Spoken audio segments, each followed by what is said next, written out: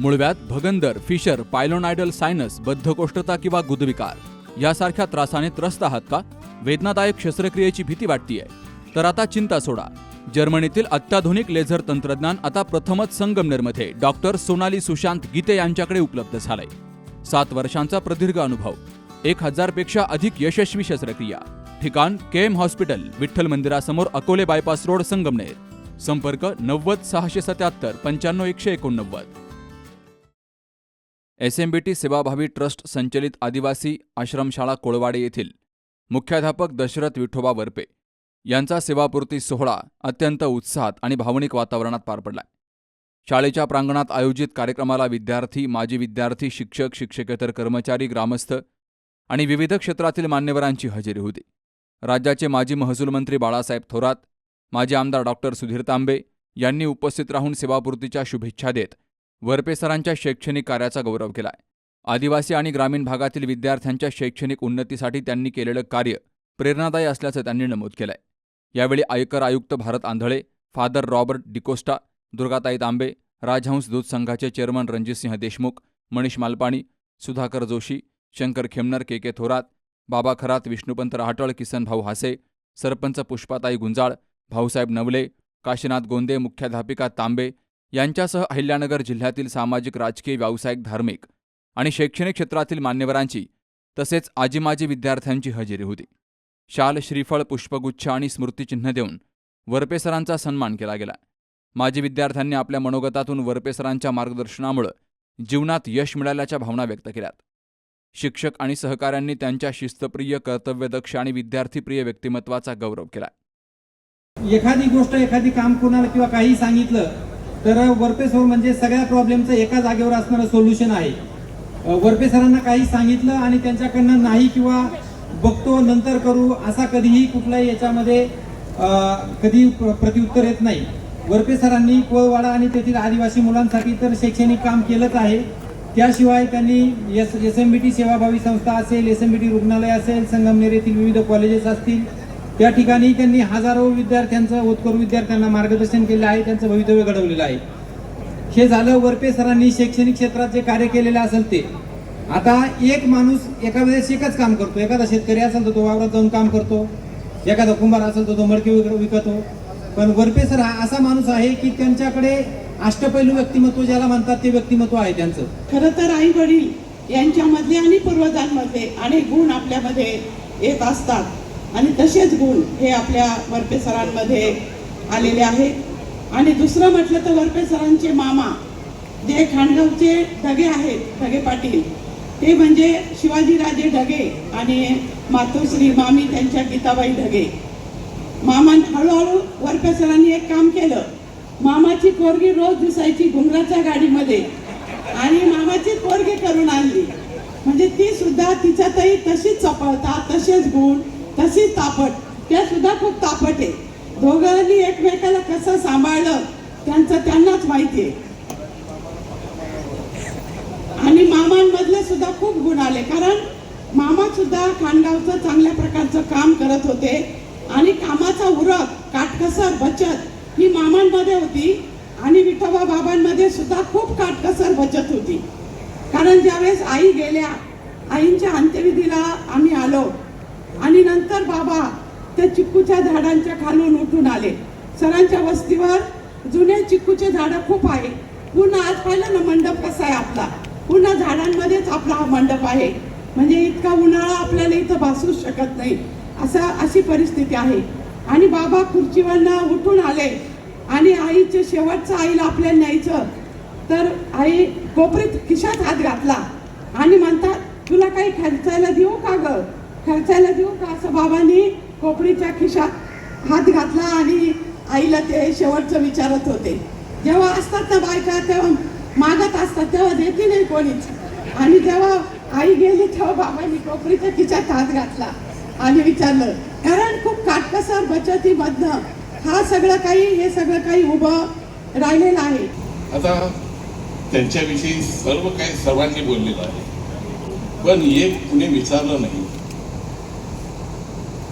मंगलाताई वरपे सरांना कुठला खुराक देतात? की त्यांच्याकडे एवढी एनर्जी आहे.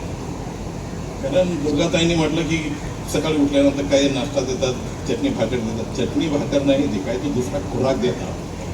म्हणून एवढी एनर्जी आणि एवढं ज्ञान करतात ती व्यक्ती म्हणजे कॉम्प्युटर. आणि मी पाहतो बऱ्याचशा लोकांना केव्हा केव्हा फोन करतो, एंगेज एंगेज एंगेज. वर्गे सरांचा फोन केव्हाच एंगेज नसतो. मी केव्हाही फोन केला उचलला, पहिल्या रिंगलाच उचलला. म्हणजे ते प्रश्न किती फास्ट सोडवित आहे. प्रश्न फास्ट सोडत नसेल, सुटत नसेल तर लांब बोलावं लागतं. ते 2 शब्दात प्रश्न सोडून देतात. काळजी करू नको, फोन नंबर दे, जा, तुझे प्रश्न मी सोडून देतो. आणि एकच नाही, इतक्या लोकांचे प्रश्न त्यांच्याकडे, ते सोडून SMBTचे प्रश्न त्यांच्याकडे. हे पाहिल्यानंतर ते ब्रेन आहे की काय हे मला कळत नाही. तितक्यात बाकीचे सर्व ऑफिसचं काम, शाळेचं काम, SMBTचं काम हे सर्व पाहत असतात. हे कुठे कुठे JCB आहे का, ते बोललं तर तिकडे आहे. काय डोकं आहे या माणसाचं. आणि तितकं काय म्हणते एनर्जी म्हणतो आपण. तर मला वाटतं की दुर्गाताईने म्हटले ते पण तापड आहे, मंगलताई पण तापड आहे. ही दोघांची एनर्जी ना मायनस मायनस प्लस झाली तर डबल आहे, तशी ह्यांची एनर्जी आहे. अनेक वर्ष शिक्षण क्षेत्रात निस्वार्थ सेवा देत असंख्य विद्यार्थ्यांच्या आयुष्याला दिशा देणाऱ्या माझ्या सासऱ्यांच्या सेवानिवृत्तीच्या कार्यक्रमात मनोगत व्यक्त करण्याची संधी मिळणे हे माझ्यासाठी खूप भाग्य आहे. घरामध्ये आम्ही त्यांना एक प्रेमळ कुटुंब प्रमुख म्हणून पाहतो, तर समाज आणि शाळा एक आदर्श मुख्याध्यापक म्हणून ओळखतात. त्यांनी आयुष्यभर शिस्त, प्रामाणिकपणा, कर्तव्यनिष्ठा आणि माणुसकी या मूल्यांची जपवणूक केली. त्यांच्या वागणुकीतून आणि कृतीतून आम्हाला नेहमीच एक प्रेरणा मिळत आली आहे. एक सून म्हणून मला त्यांच्याकडून खूप काही शिकायला मिळाले. कुटुंबातील प्रत्येक व्यक्तीबद्दलची त्यांची आपुलकी, समजूतदारपणा आणि मार्गदर्शन यामुळे घरात नेहमीच सकारात्मक वातावरण राहिले. खरं तर लग्न झाल्यापासून मला आजपर्यंत कधी माहेरची आठवणच आली नाही, कारण मला हेच ईश्वर समान आई वडील मिळाले. याची मी खूप भाग्यवान समजते स्वतःला. असं त्यांनी केवळ विद्यार्थ्यांचे भविष्य घडवले नाही, तर आमच्या कुटुंबाला मूल्यांची समृद्ध परंपरा दिली. आज ते सेवेतून निवृत्त होत असले तरी त्यांची शिक्षण सेवा, विद्यार्थ्यांवरील प्रेम आणि समाजासाठीचे योगदान कधी निवृत्त होत नाही. खरं तर वरपे सरांविषयी काय बोलावं. मी लेख लिहायला बसले तर आधी वाटत होतं की मी काय लिहिणार सरांविषयी, काय माहिती मला सरांविषयी, कसं लिहू मी सरांविषयी. लिहायला बसले, एक एक एक एक मुद्दा जो आहे तो समोर असा आला की तो प्रत्येक मुद्दा जो आहे तो त्यांच्या कामाची जी पावती आहे ती आपल्या सर्वांच्या समोर आहे. त्यांच्या काम करण्याची स्टाईल असेल. माझे विद्यार्थी आता खूप सुंदर बोलत होतात. तुम्ही सर्वजण ज्यांनी इथं भाषणं केली, अतिशय सुंदर अशी भाषणं माझ्या विद्यार्थ्यांची आपल्याला ऐकायला भेटली आणि अजूनही बहुतेक ऐकायला भेटेल. खरं ही पावती आहे की आदिवासी समाजातली मुलं मुली यांना त्यांचं शिक्षण घडवून त्यांना समाजामध्ये एक चांगल्या पदावरती त्यांना पोहोचून त्यांचा संसार, त्यांचं घर, सगळ्या गोष्टी त्यांच्या चांगल्या झालेल्या आहेत. हे कुठे ना कुठे ह्या संस्थेचं आणि दशरथ वरपे सरांच्या नेतृत्वाखाली सर्व टीचर्स त्यांचं खूप मोठं योगदान त्यांच्या सगळ्यांच्या जीवनामध्ये आहे.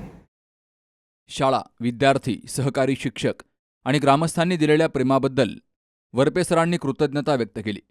शिक्षण क्षेत्रातील आपल्या प्रदीर्घ प्रवासातील अनुभव त्यांनी सर्वांसमोर मांडले. तर जय हिंद आदिवासी आश्रमशाळेच्या विकासासाठी 5 लाख रुपयांच्या देणगीचा धनादेश संस्थेच्या संचालिका जयश्री थोरात यांच्याकडे सुपूर्द केला. साहेबांकडे काही काम करायचं असेल तर अगोदर गाठायचं ते वरपे सरांना. आणि मला एकदा आश्चर्य देखील वाटलं की साहेबांनी आम्हाला एकदा महसूल मंत्री असताना घरी बोलवलं ब्रेकफास्टलाच या मला.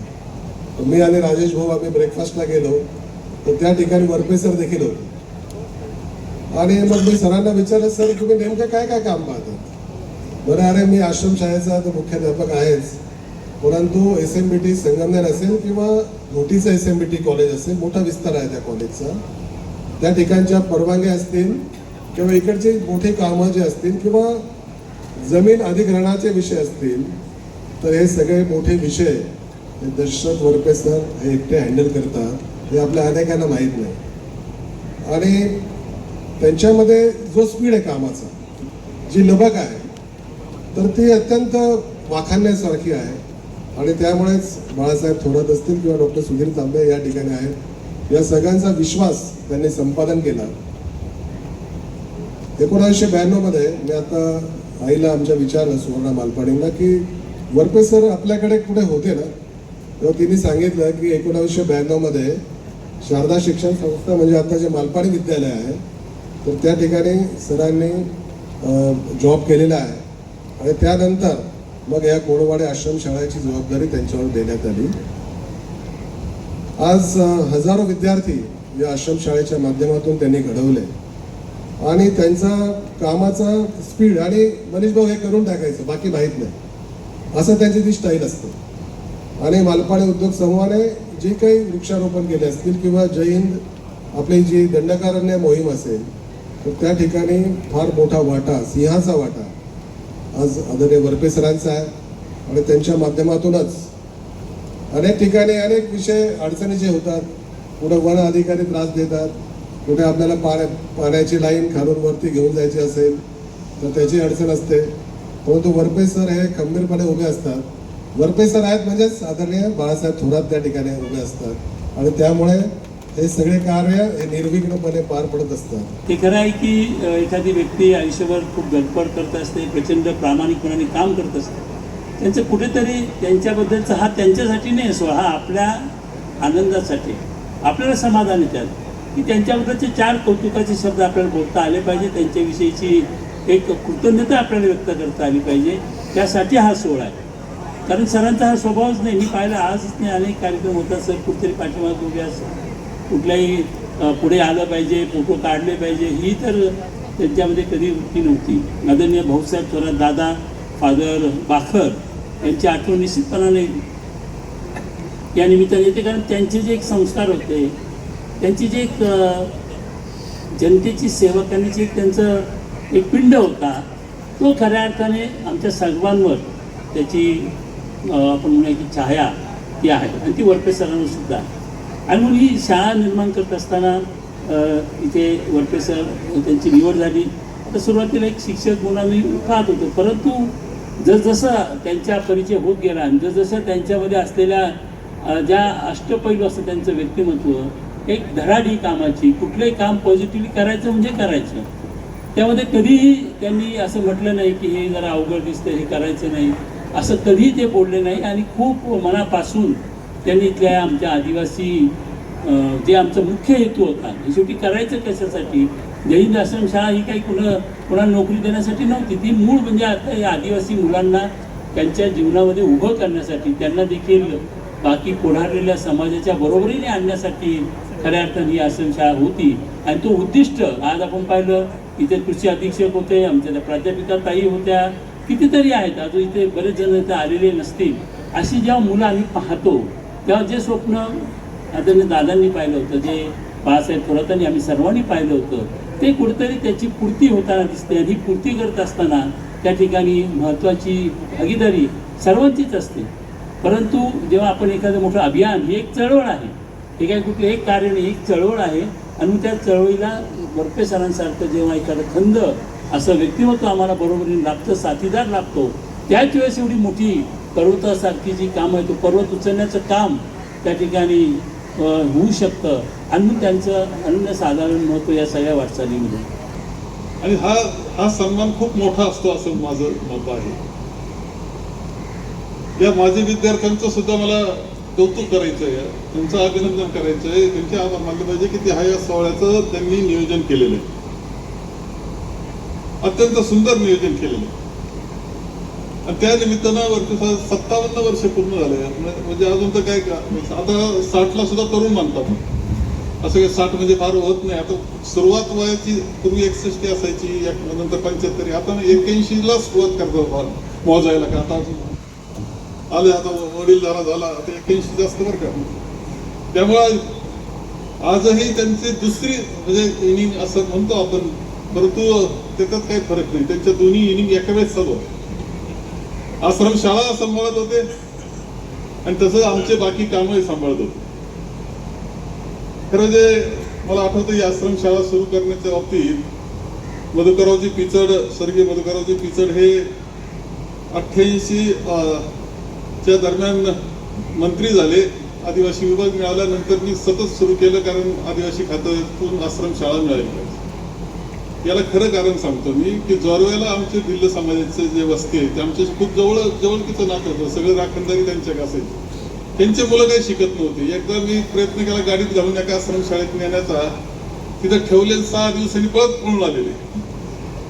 तेव्हापासून माझ्या डोक्यात होतं की यांना शिकवायचंय. नंतर मी आमदार झालो.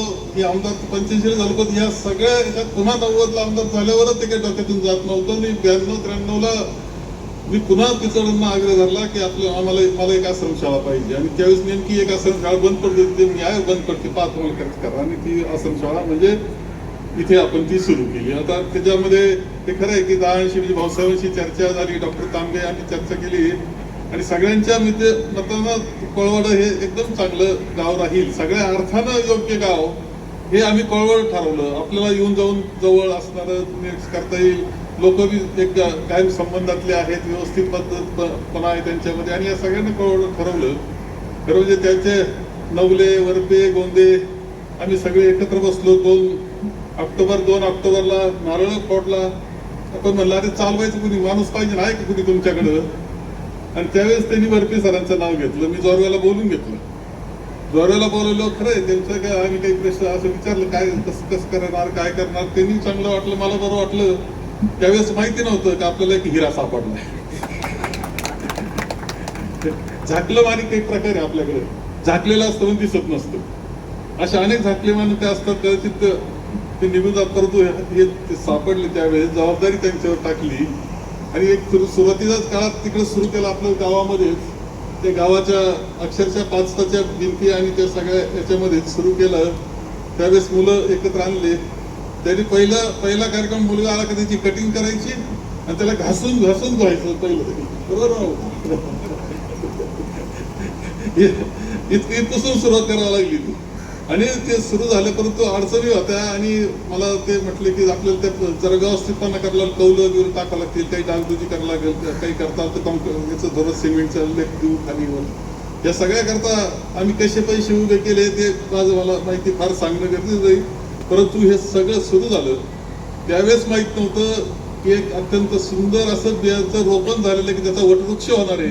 आज ही आश्रमशाळा एक वटवृक्षासारखं काम करते आहे. ही वस्तुस्थिती आहे.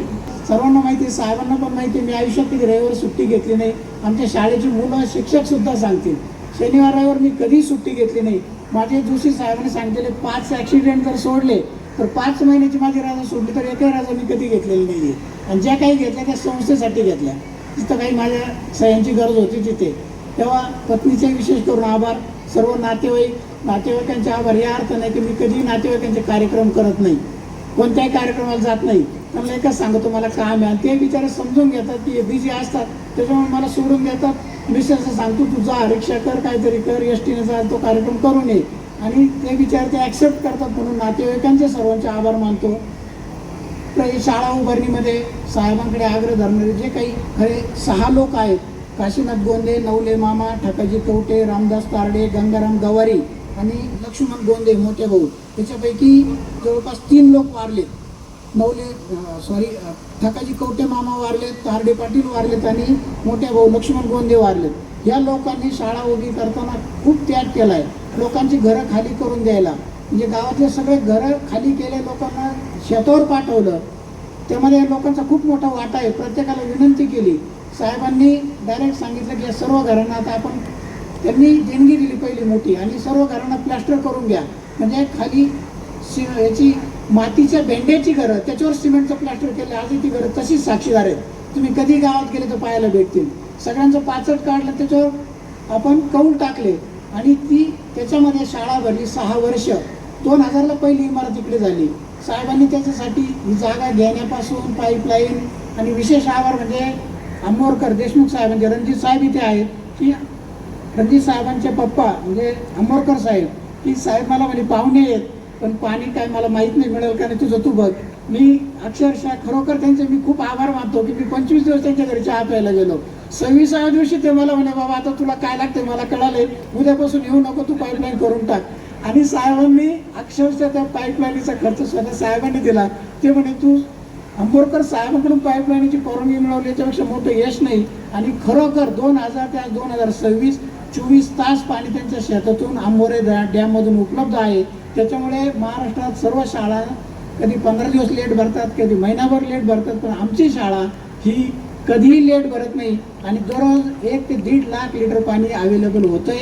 त्याच्यामुळे आम्ही आज नर्सरी करू शकलो, दंडकारण्याचे 3 लाख रोप उभे करू शकलो, वर्षाला 3 लाख रोप आपण उभे करतोय. ती सर्व महाराष्ट्रामध्ये वेगवेगळ्या जिल्ह्यांमध्ये आता पाठवायला लागलो आपण, आणि त्याचा उपयोग आपल्याला दंडकारण्यासाठी होतोय. त्याच्यामुळे त्यांचे आभार मानले पाहिजे.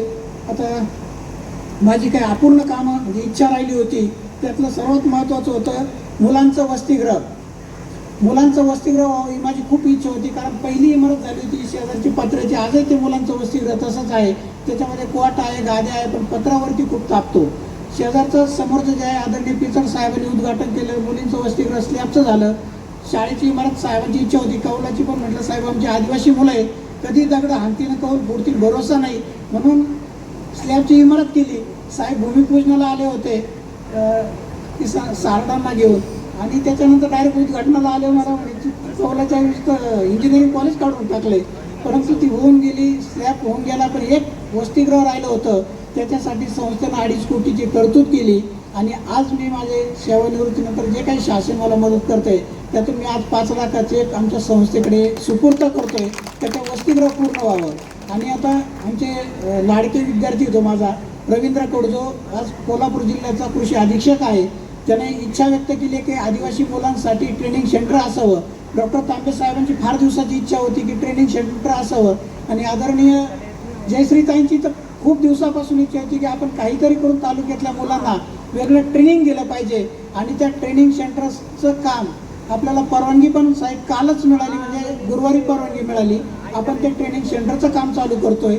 मी तर हर्षदादांना सांगितले की 2.5 कोटीची तरतूद झाली, 1.25 कोटी मुलांच्या वसतिगृहाला, 1.25 कोटी ट्रेनिंग सेंटरला वापरतो, आणि जशी गरज पडेल तशी मला उपलब्ध करा. मी आज 5 लाखाचा चेक आदरणीय जयश्रीताईंकडे, कारण डॉक्टर साहेब अध्यक्ष आहेत ते नाही आहेत, आमचे जयश्रीताई ट्रस्टी आहेत SMBTच्या, एक वेळेला देत नाही ताई, SMBTला देतोय, कारण व्यवस्थित SMBT मार्फत बांधायचं आहे. या सोहळ्याचं विशेष आकर्षण ठरलं ते वरपे सरांनी कार्यक्रमापूर्वीच पाहुण्यांना शाल, पुष्पगुच्छ किंवा भेटवस्तू न आणता विद्यार्थ्यांसाठी वह्या भेट देण्याचं आवाहन. आणि त्यांच्या आवाहनाला उत्स्फूर्त प्रतिसाद देत सर्वांनीच वह्या सप्रेम भेट दिल्या. या सर्व वह्यांचा उपयोग जय हिंद आदिवासी आश्रमशाळेतील आदिवासी विद्यार्थ्यांच्या शैक्षणिक गरजांसाठी करण्यात येणार आहे. कार्यक्रमाचं नियोजन माजी विद्यार्थी, जय हिंद आदिवासी आश्रमशाळा परिवार, समस्त ग्रामस्थ कोळवाडे यांच्या वतीनं केलं गेलं. सेवाभाव, शिक्षणनिष्ठा आणि विद्यार्थ्यांप्रती असलेली बांधिलकी यांचं दर्शन घडवणारा हा सेवानिवृत्ती गौरव सोहळा सर्वांच्याच मनात कायमस्वरूपी आठवण निर्माण करून गेला.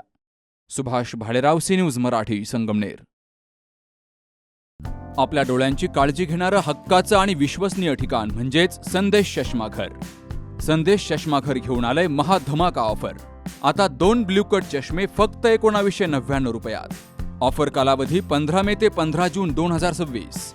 कोणत्याही 2 फ्रेम्स उत्कृष्ट लेन्ससह फक्त आपल्या संदेश चष्माघरमध्ये, आणि त्याही मिळतायत फक्त आणि फक्त 1999 रुपयात. ठिकाण प्रवरा मेडिकलच्या वर, बस स्टँड, संगमनेर. संपर्क 9150 290 290.